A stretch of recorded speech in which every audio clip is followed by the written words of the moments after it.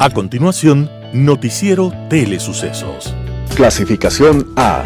Apto para todo público. Un noticiero pensado para usted porque se lo merece. Nos acercamos a la realidad desde diferentes perspectivas. Noticiero Telesucesos. Primera parte del Noticiero Telesucesos con las noticias más importantes del día.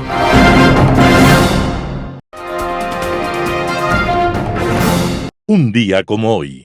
Cuenta la historia que dos personajes estaban hablando de los avances de la ciencia y uno de ellos afirmó que por esa razón hoy el mundo era más pequeño. La conversación terminó en una apuesta, 20.000 libras esterlinas a que uno de los contertulios era incapaz de dar la vuelta al mundo en 80 días. El hombre que se atrevió a realizar tal hazaña en el lejano año de 1872 era Phileas Fogg, y como no había tiempo que perder y tampoco quería perder las 20.000 libras, se despidió de manera inmediata y decidida. El tren que va al puerto de Dover sale a las 8:45. Lo tomaré enseguida, y para ganar la apuesta deberé estar en Londres a las 8:45 de la tarde del 20 de diciembre. Y esa misma tarde, Phileas Fogg inició uno de los más famosos viajes. Este es el argumento de una de las más famosas novelas del gran escritor y visionario francés Julio Verne. La novela está llena de aventuras, de sabiduría y profundas lecciones, en un marco de humor, inteligencia y buena literatura. Al final, Phileas Fogg regresó a Londres a la hora indicada, pero por efectos de la rotación de la Tierra y de la dirección emprendida, llegó en solo 79 días.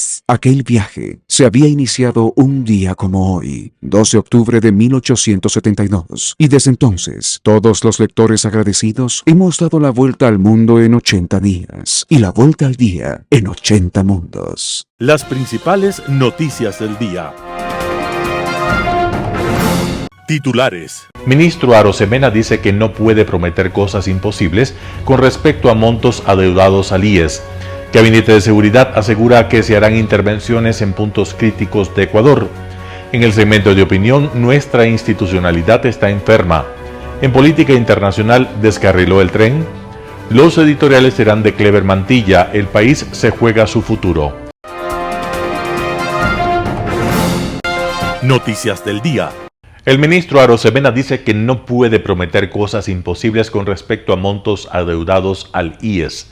El ministro de Economía y Finanzas, Pablo Arosemena, justificó la falta de pago al Instituto Ecuatoriano de Seguridad Social, que, según autoridades de esta institución, asciende a aproximadamente $1.250 millones en 2023 entre abril y septiembre, indicando que este gobierno ya ha pagado 4.200 millones entre 2021 y 2023, más que cualquier gobierno, dijo. Pero además explicó que en esta coyuntura ha debido priorizar pagos para temas como, por ejemplo, el fenómeno del niño y la seguridad. El ministro se refirió al tema del IES luego de que, desde hace un par de semanas, se ha advertido por parte de autoridades del Seguro Social que se han generado importantes atrasos por el pago del 40% de la contribución del Estado al IES y que esto podría incluso llevar a que se incumplan pagos de las pensiones. Las autoridades del Instituto Ecuatoriano de Seguridad Social además han asegurado que mientras el gobierno le debe al IES, el BIES le ha estado comprando bonos y así financiando al gobierno y que esto no podrá seguir así. Entre tanto, este jueves por la tarde se realizó una reunión entre los vocales del Consejo Directivo del IES con las autoridades de gobierno en Carondelet para buscar soluciones. Al ser consultado sobre el tema, Arosemena dijo que se ha visto que existe una predisposición de ambas partes para encontrar una posible solución. Sin embargo, no confirmó que se haya llegado a un acuerdo aún. Confío en la capacidad de hallar soluciones, dijo. Además, recalcó que se seguirán priorizando los pagos y que no se puede prometer cosas imposibles, sostuvo Arosemena. El Gabinete de Seguridad asegura que se harán intervenciones en puntos críticos de Ecuador. El presidente Guillermo Lasso se reunió con el Gabinete de Seguridad en el Palacio de Carondelet, en Quito, el 28 de septiembre de 2023. El motivo del encuentro era abordar la escalada de violencia en la ciudad de Durán y del resto del país, y así tomar nuevas medidas contra el crimen organizado. Sostiene así una publicación de la Secretaría General de Comunicación de la Presidencia estos dichos. Eso debido a que Ecuador se ha convertido en uno de los 10 países con mayor criminalidad del mundo, según la Iniciativa Global contra el Crimen Organizado Transnacional, que es un organismo internacional especializado en la investigación sobre el crimen. A la salida del evento, el comandante de la policía, Fausto Salinas, dijo que se analizaron nuevas intervenciones en varios puntos del país. No queremos adelantar por cuestiones de estrategia y operaciones, sostuvo. Agregó que las intervenciones se focalizarán en los puntos más críticos en materia de violencia en el país, como las provincias costeras de Guayas, El Oro, Manabí y Esmeraldas. Salinas mencionó intervenciones en Durán, el cantón que se ha convertido en escenario de varias balaceras en las últimas semanas. Durán supera los 200 asesinatos en lo que va del año en medio de una escalada de violencia. Esa realidad ha llevado al Ministerio de Educación a suspender las clases presenciales en 34 planteles de este cantón. Entrevista del día. En Radio Sucesos contamos con la presencia de Cristian Zurita, ex candidato a la presidencia por el movimiento Construye. Con él hablaremos sobre su opinión ante el anuncio de la Embajada de Estados Unidos sobre brindar recompensa para obtener información en torno al asesinato de Fernando Villavicencio. A pesar de todo, es una gran noticia, porque primero significa un enorme espaldarazo, reconocimiento, ¿sí?, de los Estados Unidos como Estado al trabajo de Fernando. La importancia de lo que significó la elaboración de sus informes y su posición a favor de la democracia en la región andina, lo entiende de esa manera, y pues lo que muestra es un compromiso totalmente abierto para buscar y encontrar a los responsables del crimen desde el punto de vista intelectual. Ahí sí debemos entender en primera instancia, si esta recompensa de 5 millones que se va a mantener en el tiempo y pone en vilo a todos quienes son los responsables intelectuales de este crimen, pues los pone a temblar. Ahora, esto quería decir también que siempre Estados Unidos está pendiente de este tema, que seguramente el FBI le está informando al gobierno de Estados Unidos lo que se está investigando en el Ecuador. Es decir, es una buena noticia, como tú dices, porque nos hace pensar que Estados Unidos está observando lo que está pasando acá. Yo creo que toda diplomacia norteamericana, la embajada en sí ha puesto mucha observación con respecto a este caso, y pues la presencia del FBI, que llegó a pedido del gobierno nacional, se concretó y se encaminó muy rápidamente. Es decir, a los pocos días del crimen, el equipo del FBI ya estuvo trabajando en el Ecuador, y pues gracias a su presencia y a su trabajo, buena parte de la información que hoy conocemos y que es parte del proceso que aún está en reserva hasta el próximo 7 de octubre, si es que no existen más detenidos, ¿verdad? Se va a dar a conocer. Es decir, desde el punto de vista material, es como que si el crimen tiene un camino muy identificado, y las diversas jerarquías que han intervenido por parte de los grupos de delincuencia organizada en lo que significó el crimen.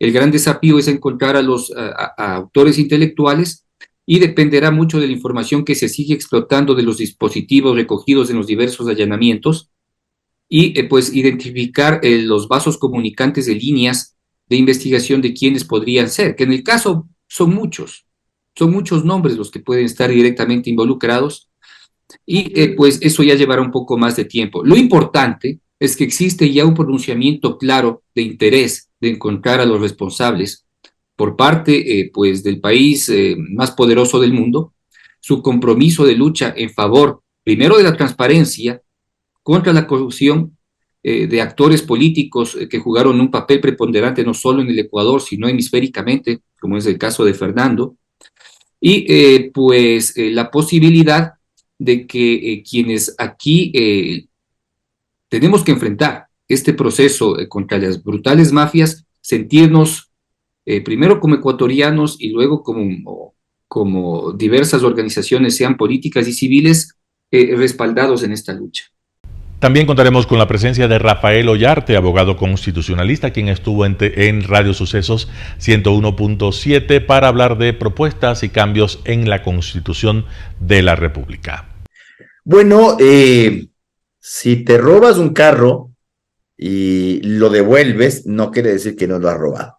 Es decir, no quiere decir que no tienes responsabilidad, de que la acción se debe extinguir, de que no se te van a aplicar las consecuencias. Lo único que ha hecho el señor Ver y compañía es reconocer algo que se lo estaba diciendo. El Consejo de Participación Ciudadana estaba incumpliendo un fallo de la Corte Constitucional, fallo que a mí en lo personal no me gusta, no me parece bien, pero bueno, los fallos se comentan y se cumplen. Y más allá de nuestras discrepancias respecto al contenido de una decisión, hay que acatarlos. Y lo que ha demostrado el señor Allen Berbera es que no era cierto lo que estaba diciendo. Porque él decía que no se había operado ningún proceso de revisión de nada. ¿Qué está aplicando el señor Allen Berbera y compañía para echarse para atrás respecto de la conformación de la veeduría? El Código Administrativo respecto de las disposiciones en el ejercicio de la potestad revisora, que el Código Administrativo equivocadamente califica como de autotutela, que fue precisamente lo que la Corte Constitucional prohibió en aquel dictamen del blindaje. Entonces, la Corte Constitucional frente a esto tiene dos opciones. Opción una, no hacer nada y decirnos que es muy fácil incumplir fallos constitucionales y que tú solamente los cumplirás si es que te pescan en roja.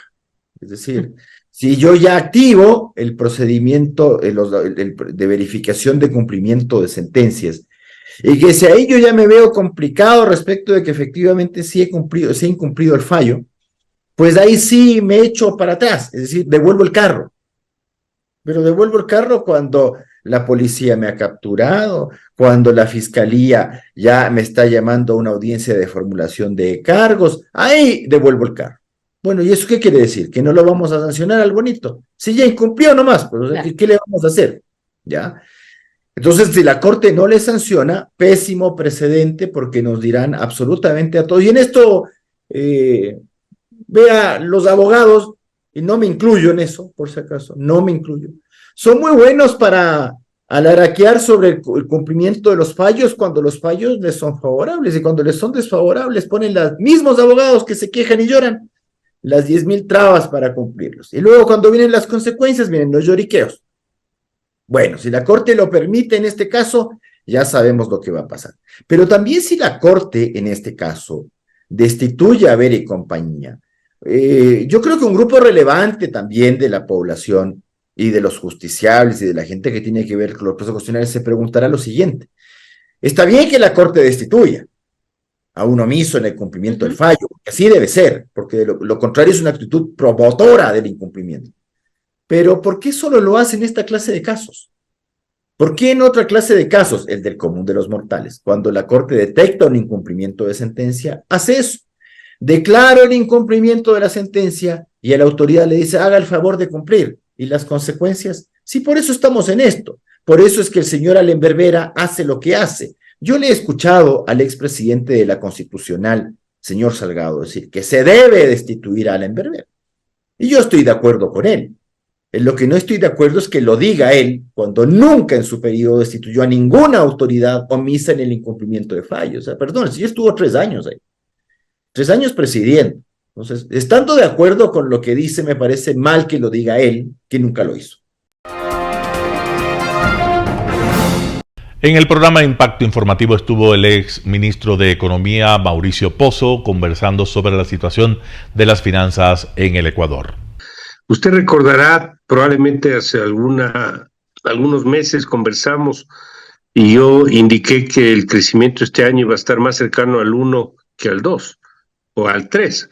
Efectivamente, el Banco Central tenía como estimación anterior el 2.9, ahora le ha bajado al 1.5. Probablemente va a ser menos que eso y estaremos alrededor del 1. Y esto era visto por varios indicadores. En primer lugar, la recaudación tributaria ha caído y cae porque obviamente el nivel de actividad económica es distinto. Usted no puede recaudar lo mismo con un crecimiento del 3 que con un crecimiento del 1. Y eso se ha visto en todos los impuestos, excepto el impuesto a la renta que lleva todavía el efecto de la reforma tributaria anterior, porque esa fue, como sabemos, disuelta por parte de la Corte Constitucional. En segundo lugar, hay baja de producción de petróleo. Claro. Eso también incide en la actividad Pero el precio económica. está alto, está sobre los $93. El precio está alto, pero la producción está en 470 y en el presupuesto estaba previsto en 520,000 barriles diarios. Claro, así es. Entonces eso también conspira.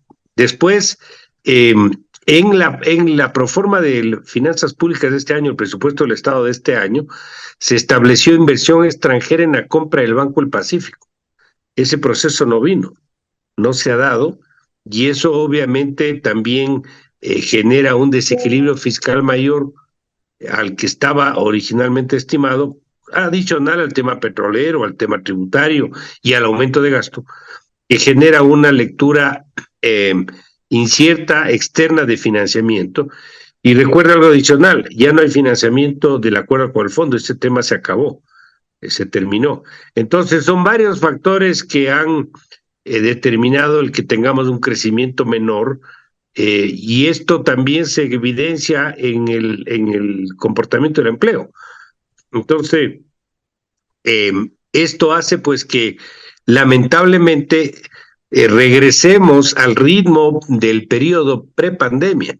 Usted recordará que antes de la pandemia estuvimos 4 o 5 años con crecimientos muy bajos, crecimientos económicos muy bajos, inclusive, si no recuerdo mal, 2018 decrecimos al 1.8, creo que fue la cifra, y esto con el crecimiento de ahora del 1 o cercano al 1, no es más que retomar el histórico de los últimos años antes de la pandemia. Compararse con el año del 20 es no comparable. Estamos haciendo una comparación con el peor año de la historia económica por el problema de la pandemia.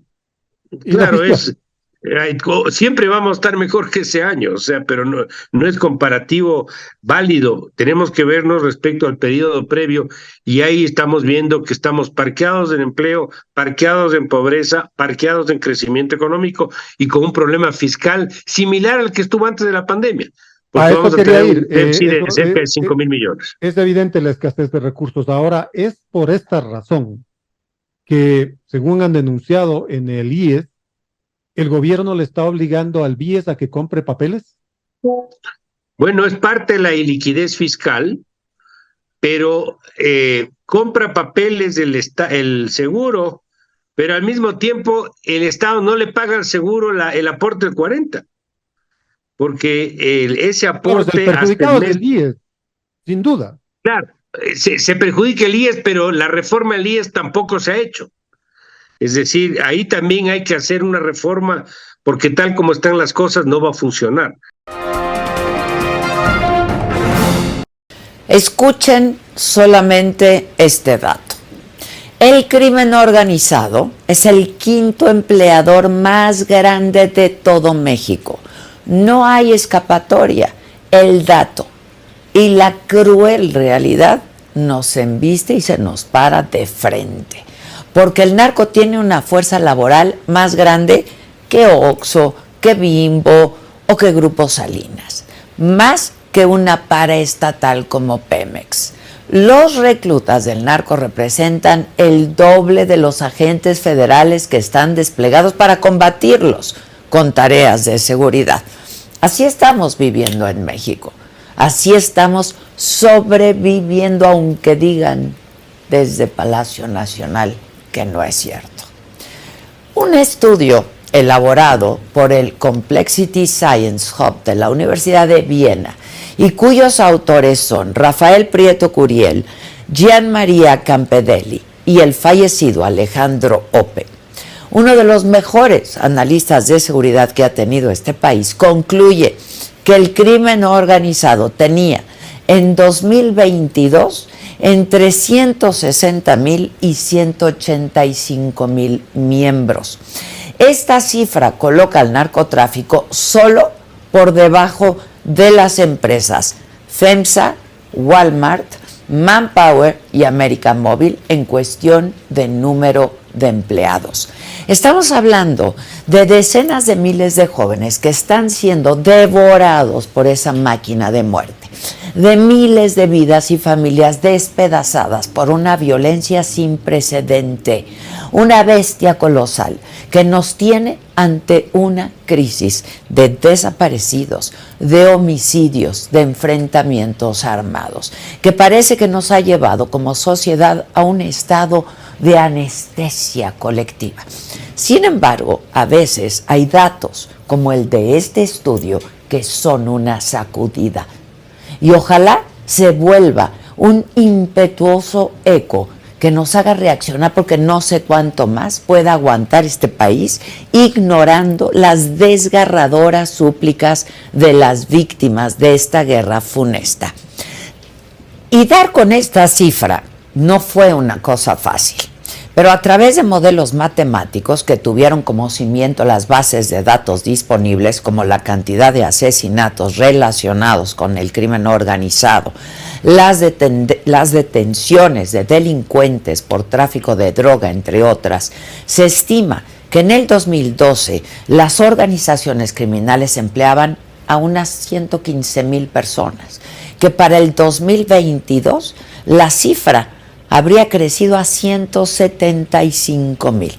Pero en ese lapso, unos 110,000 fueron o asesinados o detenidos, porque no hay otro destino, es o la muerte o la cárcel. Es decir, estamos hablando de que hay una pérdida fuerte de elementos que debe enfrentarse con reclutamiento constante. Y el ritmo de ese reclutamiento es una cifra demoledora. De acuerdo con el estudio, semana a semana, unos 350 jóvenes se enrolan en el crimen organizado, semana tras semana. No parece haber programa social que alcance, política pública que funcione, ni transferencias directas de dinero que logren arrebatarle al narco a nuestros jóvenes. Esto que vemos es un llamado que implora ver a los jóvenes y adolescentes, porque ¿qué ven en el narco? Ven una posibilidad de empleo, obtención de recursos y poder. Cada que un cártel emplea a un niño para volverlo un halcón, cuando un joven decide abandonar la escuela para volverse sicario, se resquebraja todo el camino hacia un futuro próspero. Y como sociedad nos vamos quedando con las manos vacías, viendo a nuestros jóvenes asesinados, a familias velando 2 o 3 muchachos que muchas veces solo estaban en el lugar y en el momento equivocado. Habitar en México se ha convertido en un funeral perpetuo, donde nadie habla ni dice nada, pero que duele y que cada día duele más y más. Este fin de semana tuvimos una escena dantesca.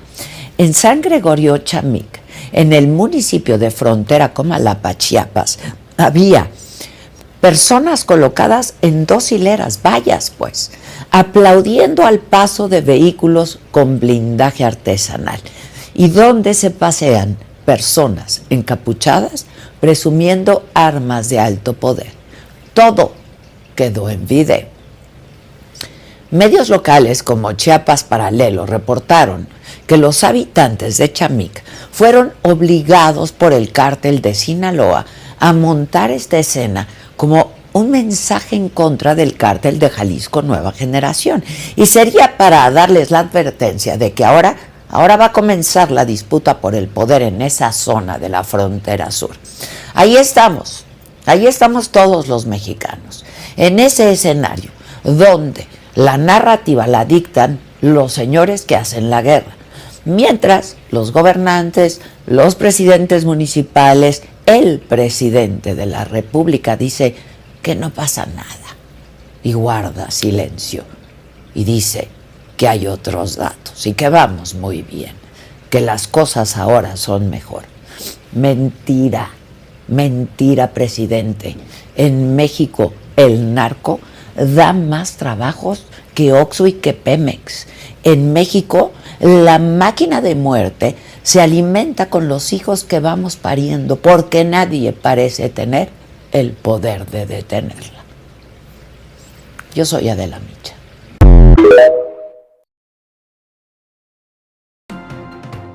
Un panorama de noticias para su estatura intelectual.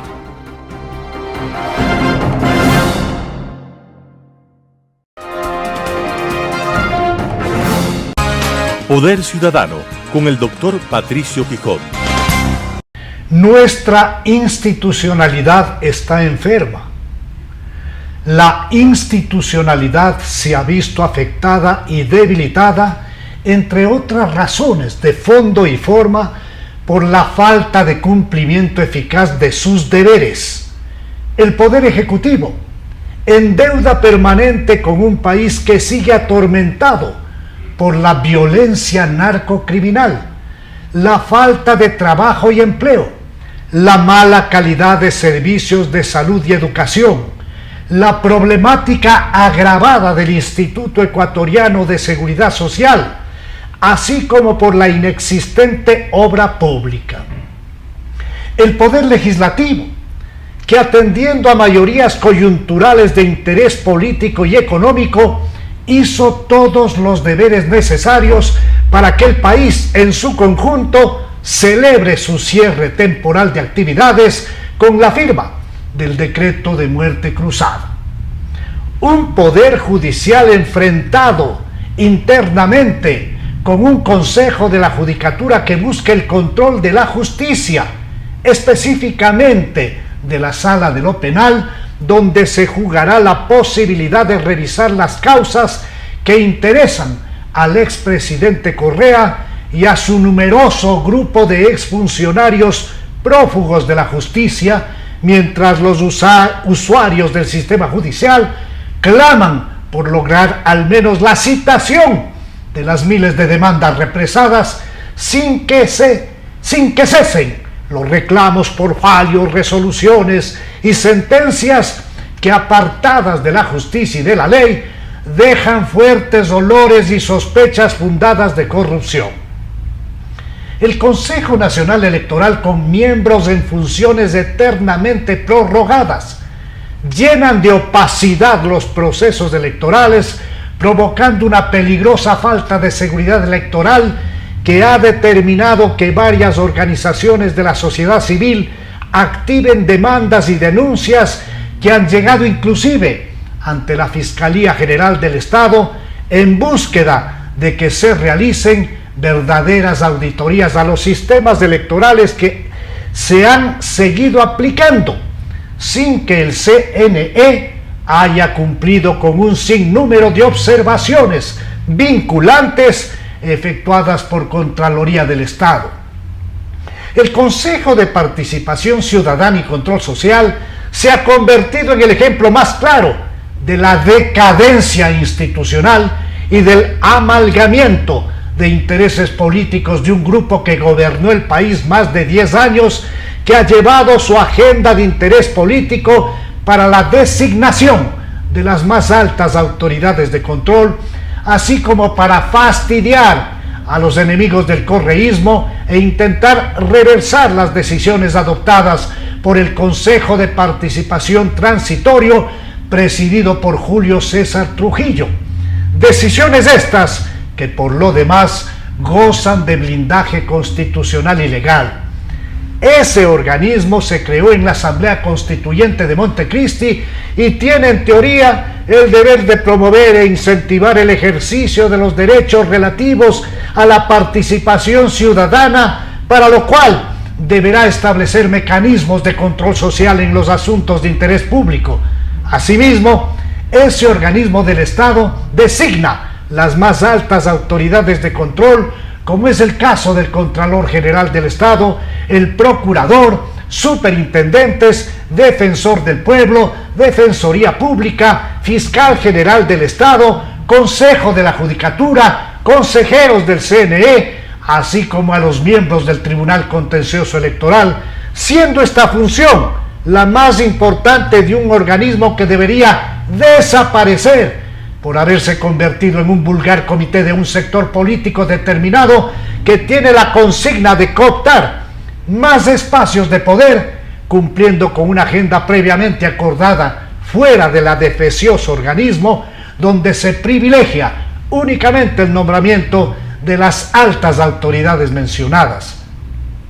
Frente a un grosero incumplimiento, tras intentar formar parte una veeduría social para, según don Allen Berbera, revisar las atrocidades del Trujillato e intentar descalificar a la fiscal del Estado, la Corte Constitucional, máximo organismo de protección en derechos en el Ecuador, abrió un expediente y convocó a todos los integrantes del CPCCS, así como a un juez multicompetente de Montecristi de apellido Quimis, quien aceptó una acción de protección en favor de una ciudadana que pidió que se conforme la veeduría de la discordia y abuso legal.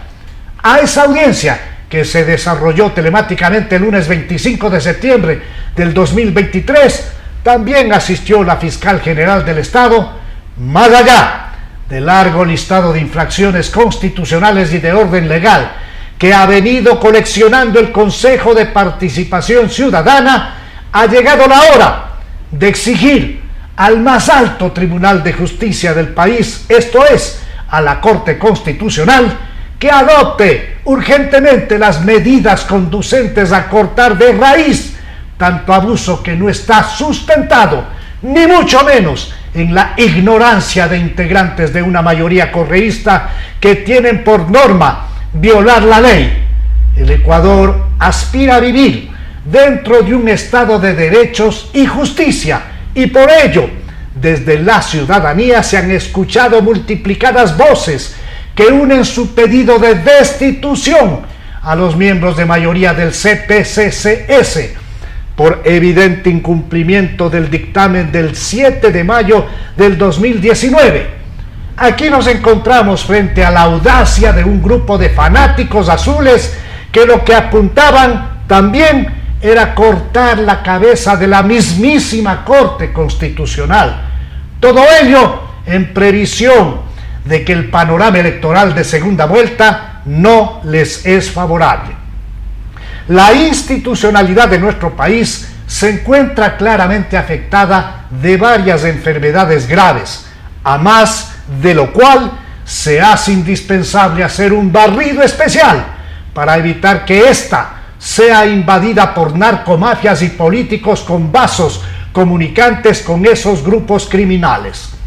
Únicamente una reforma constitucional profunda nos podrá devolver señales sanas de una institucionalidad que le sirva al ciudadano, alejándola del Estado fallido y, lo que es muchísimo más grave, de un narcoestado. Global Hoy con Alan Carden. ¿Descarriló el tren? Con el autobombo indispensable para que se pueda vender como un éxito el catastrófico operativo bolivariano para supuestamente descabezar a la temible banda criminal del llamado Tren de Aragua, organización que pudo desarrollarse en Venezuela durante su etapa de Estado fallido previa a su actual situación de narcoestado, capturado a partes iguales por la delincuencia estatal y por las estructuras de la delincuencia organizada, local e internacional. Incluso para un régimen como el venezolano, que nos tiene bastante habituados a un sistemático despliegue de cinismo en su propaganda, la pretensión de presentar el fiasco de la ocupación de la cárcel de Tocorón en el estado de Aragua, en la que el liderazgo criminal mencionado se había instalado con todas las comodidades imaginables para dirigir desde el presidio sus actividades criminales, bajo la protección de guardias y policías penitenciarios convertidos en la seguridad privada de los delincuentes. Las imágenes del resort en que se había transformado el centro de detención no pueden ser más decidoras y reveladoras del buen vivir del que gozaban los detenidos. El cabecilla de la banda criminal del Tren de Aragua, el Niño Guerrero, ocupaba él solo, con sus eventuales compañeras, un piso completo del penal con jacuzzi, gimnasio, plasma y dieta especial, además naturalmente del Internet, para dirigir las actividades internacionales y locales de su banda. El mero hecho de que, a vista y paciencia de las autoridades venezolanas, se haya podido hacer todas las obras observadas, pone en total evidencia la connivencia de las autoridades carcelarias y policiales, es decir, al Ministerio del Interior o su equivalente, con el crimen organizado. Pretender hacer creer a la opinión pública, al interior o fuera del país, que sus instituciones son de tal grado de ceguera e incompetencia que no se han percatado durante años de lo que acontecía, es apostar a una generalizada estupidez del público.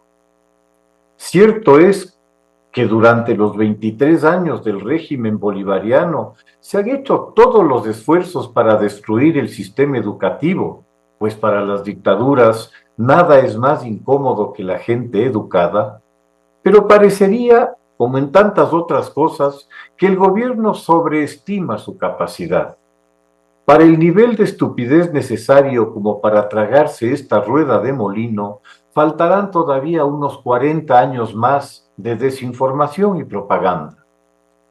Además de constatarse de una manera inequívoca, la complicidad de todo el aparato de seguridad penitenciaria, resulta aún más evidente esta realidad con la fuga del máximo líder de la banda y de quién sabe cuántos más de sus cabecillas, a quienes se les dio evidentemente oportuno aviso de la operación para que a través del sistema de túneles, nada menos, construidos para que los delincuentes pudieran salir y entrar a la prisión cuando les viniera en gana, escapar de la operación gubernamental a la que, con absoluta certeza, le habrá convenido el escape del Niño Guerrero, seguro conocedor de todos los funcionarios venales a quienes habrá tenido en su rol de pagos regular.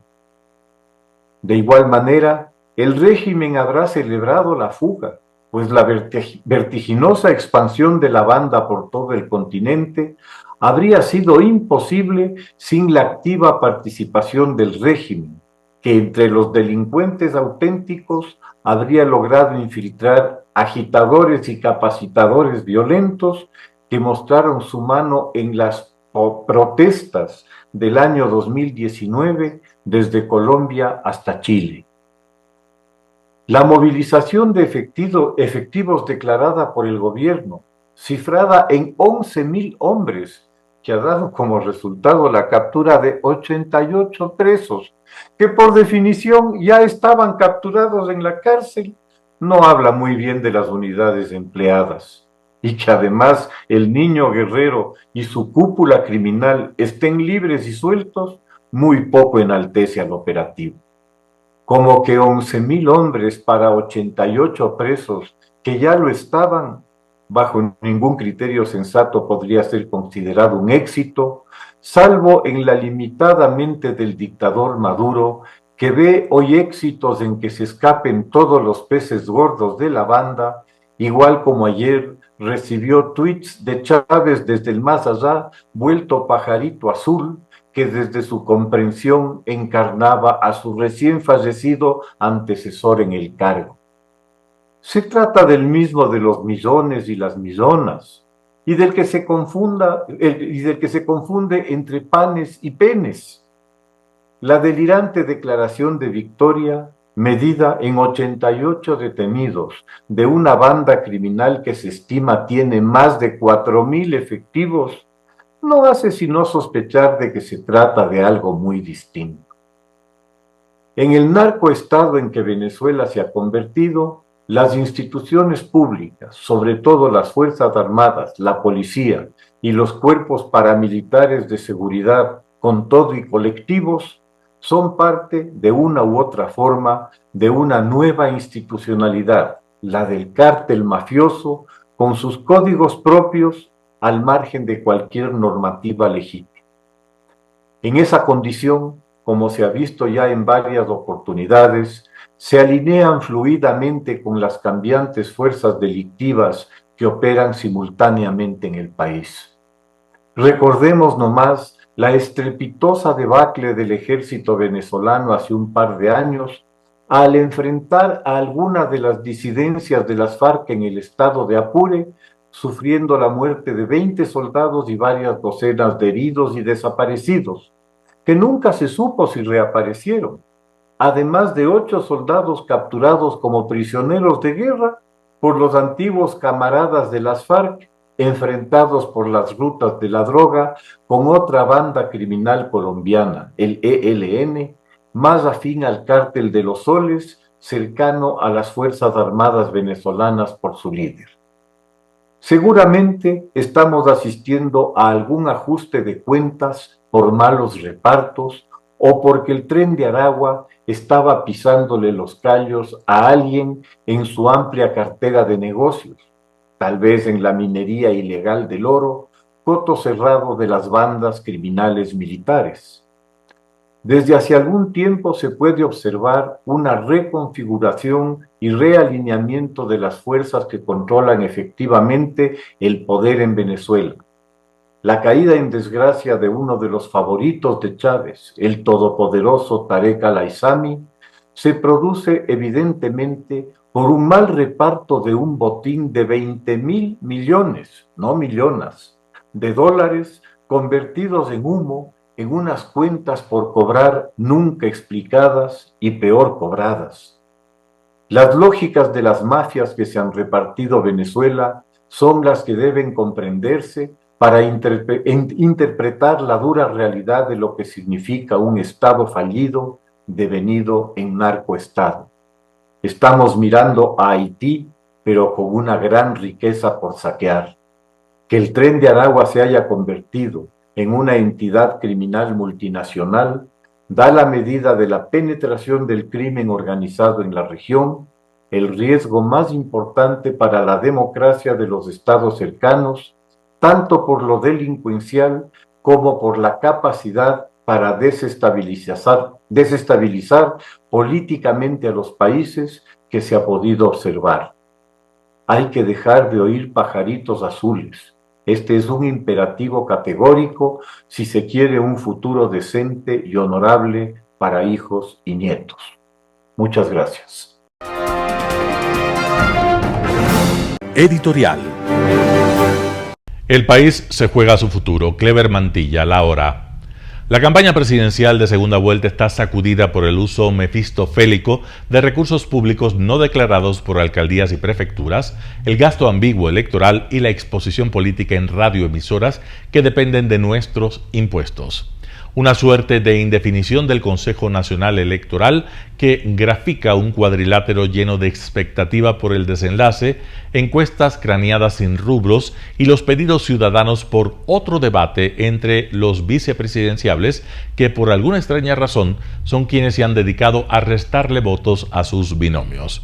En los barrios de Quito no es novedad encontrarse con algún mitin auspiciado por la prefectura de Pichincha o escuchar en la radioemisora municipal un acalorado proselitismo negacionista con sabor a derrota y guante. Aunque no se precisa el pago de honorarios a asesores de imagen, encuestas de opinión, consultorías en territorios, noticias falsas y TikToks, logística, facturas de artículos promocionales, pago a reggaetoneros, modelos y cantantes, red de seguridad privada y la movilización de ambos candidatos. Frente a tal incertidumbre y falta de detalles, en la web del Consejo Nacional Electoral se vuelve más difícil confiar nuestro voto. Ambos candidatos se comprometen con todo, pero hay desafíos inconfesables aún. ¿Cómo se concretará la ley de extinción de dominio y la esfera penal para saqueadores, corruptos y narcotraficantes? ¿Con qué recursos se compensará el extractivismo minero y petrolero?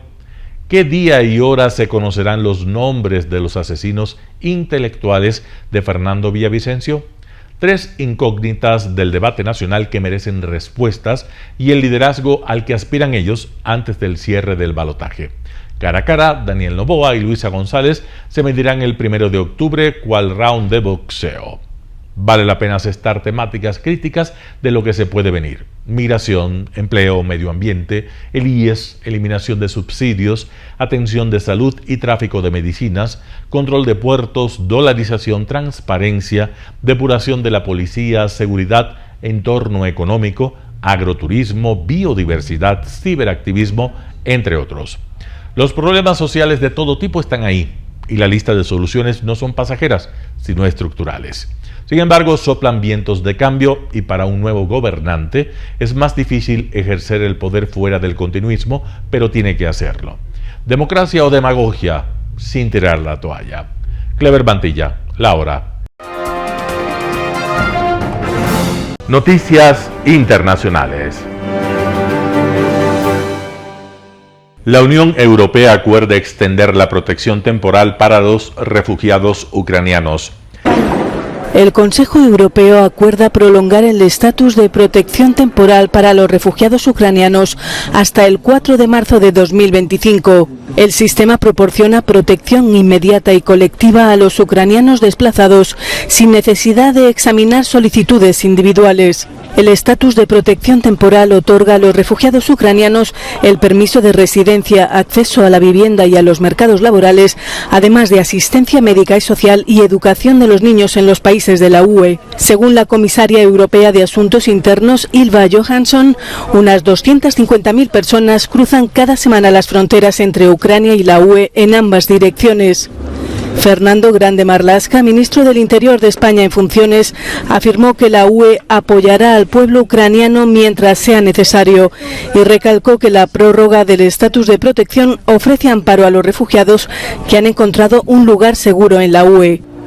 El mecanismo de protección temporal se activó el 4 de marzo de 2022, solo unos días después de que las Fuerzas Armadas rusas lanzaran una invasión a gran escala en Ucrania. La protección temporal es un mecanismo de emergencia de la UE que se activa en circunstancias excepcionales de afluencia masiva y se adoptó por primera vez en 2001 tras los desplazamientos masivos que tuvieron lugar en Europa debido a los conflictos armados en los Balcanes occidentales.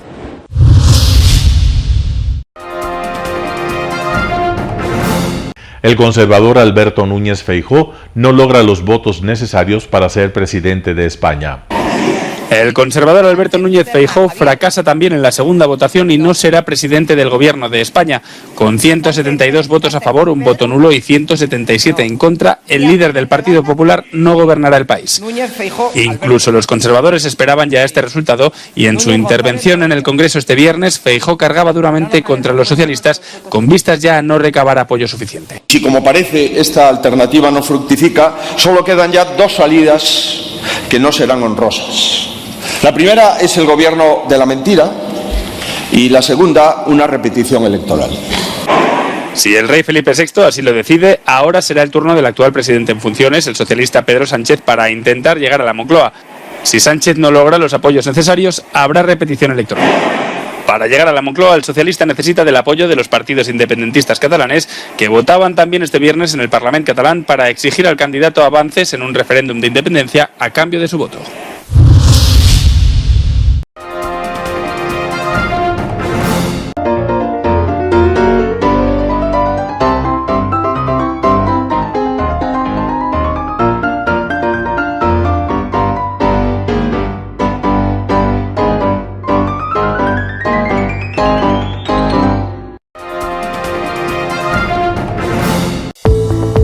Telesucesos, Canal 29 UHF de la ciudad de Quito.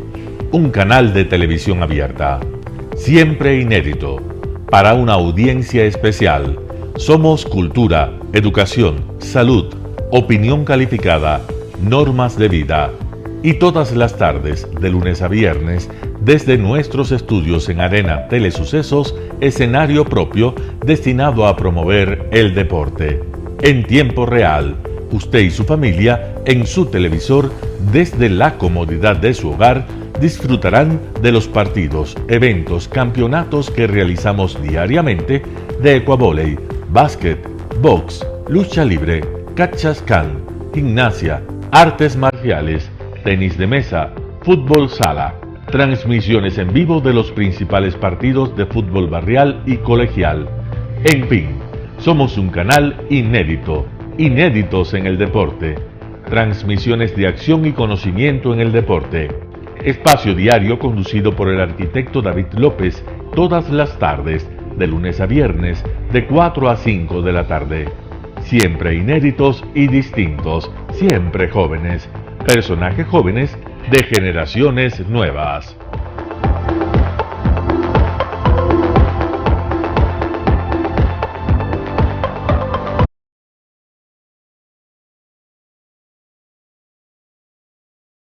El término arena dejó tiempo atrás de ser sinónimo. Hoy es un espacio de vida, de desarrollo de una de las actividades básicas del comportamiento humano, el deporte, que quizá, como ninguna, moviliza sentimientos y emociones, elimina como principio la violencia, intereses personales, trampas, desunión e intrigas. El deporte, con sus valores, solo deberá entregar mensajes de bien para mejorar las actuales estructuras sociales y políticas en deterioro en las que vive nuestro país.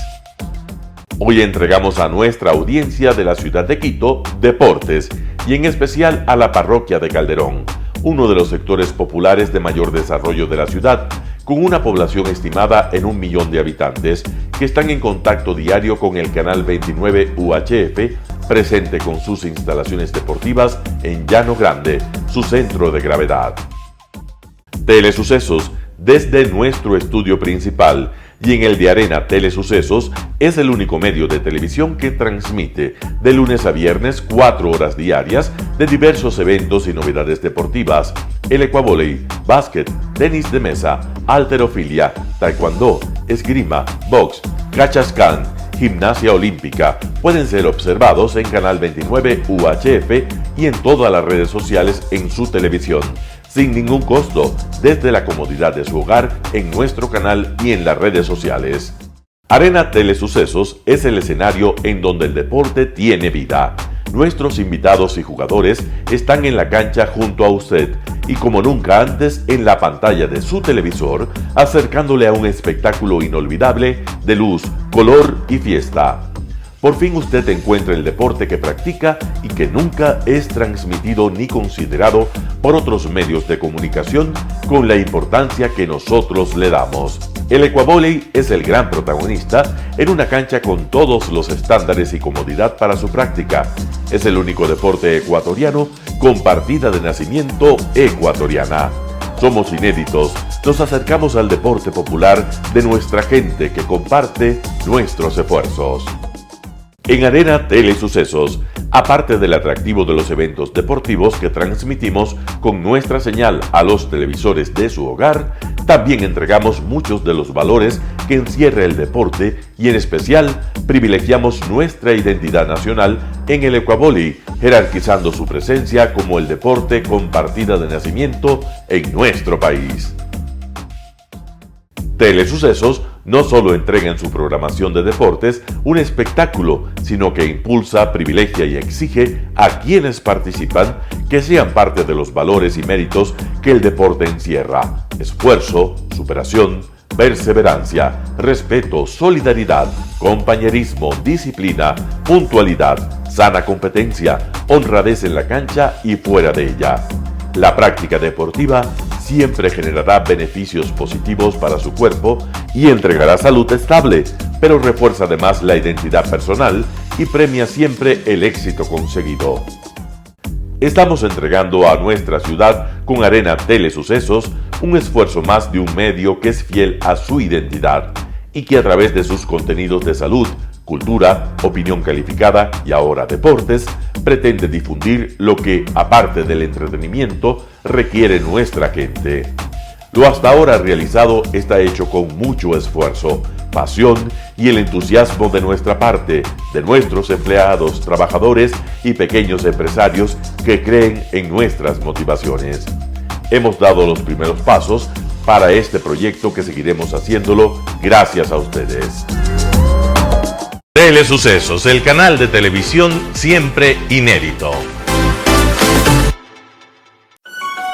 El noticiero Telesucesos es retransmitido de lunes a viernes a las 7 horas por Radio Planeta Sur 106.1 FM de la ciudad de Loja. Noticiero Telesucesos.